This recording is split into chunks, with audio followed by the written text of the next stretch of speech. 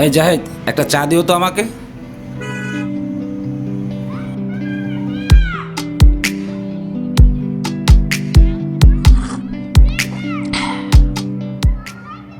না, চাটা খুব সুন্দর হয়েছে। আপনার হাতে জাদু আছে জাহিদ ভাই।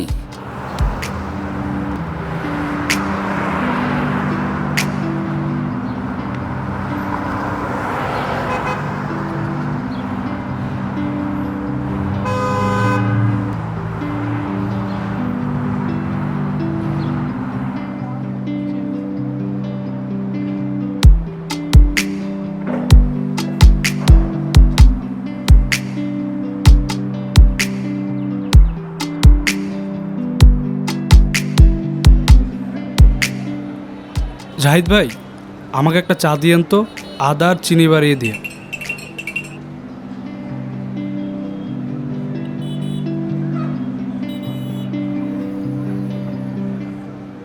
দেখে ভাই একটু আগাও তো।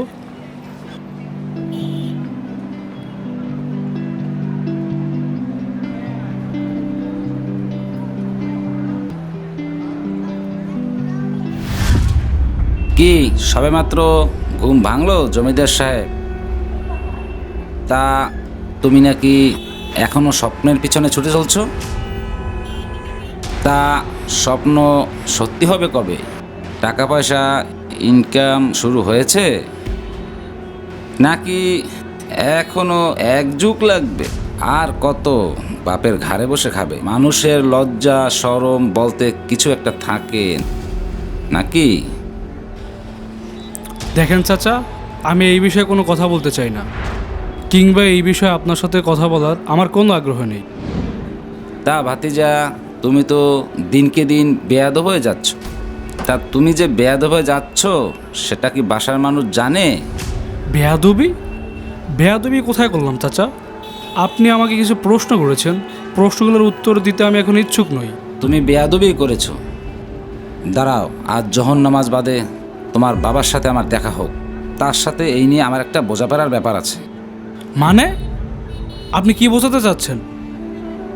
দাঁড়ান, আমি আপনার প্রশ্নের জবাব দিচ্ছি। আমি আপনারটা খাই, আপনারটা পড়ি, আপনার সমস্যা কি?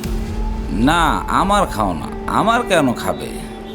তবে চারিদিকে তাকিয়ে দেখেছো তোমার বয়সী ছেলে মেয়ে আজ কি করছে? কেউ পুলিশ হয়েছে, কেউ আর্মি হয়েছে, কেউ ডাক্তার হয়েছে। তারা বাবাকে কিছু পয়সা ইনকাম করে দিচ্ছে, তোমার মতো বেকার বসে খাচ্ছে না। তুমি কি করছো? তাকিয়ে দেখো নিজের দিকে। দেখো, এই লেখালেখি আর অভিনয় করে কিচ্ছু হবে না। আসলে তোমাকে দিয়ে এগুলো হবে না, অন্য একটা কিছু করো। আমাকে হত্যা করতে রাজি, কিন্তু স্বপ্ন হত্যার পক্ষে আমি নই। আমাকে দিয়ে কি হবে আর কি হবে না সেটা ডিসাইড করার আপনি কেউ নন। স্রষ্টা যেহেতু আমার ভিতরে লেখালেখি ও অভিনয়ের প্রতি প্রেম দিয়েছেন, তার মানে আমাকে দিয়ে হবে বলেই দিয়েছেন। পৃথিবীতে সবাই আর্মি, পুলিশ কিংবা ডাক্তার হতে আসেনি। আমরা কেউ কেউ এসেছি শিল্প কিংবা শিল্পী হতে। আজ আমার হয়নি তার মানে এই নয় যে কালও হবে না। কোথাও কি লেখা আছে আজ তোমার হয়নি বলে কালো হবে না? লেখা থাকলে বলেন, তাহলে আমি স্বপ্ন বদলাবো। জানি কোথাও লেখা নেই, তাই তো বলি আলাদা হও, আলাদা হও, সবাই একসঙ্গে বদলে যাও।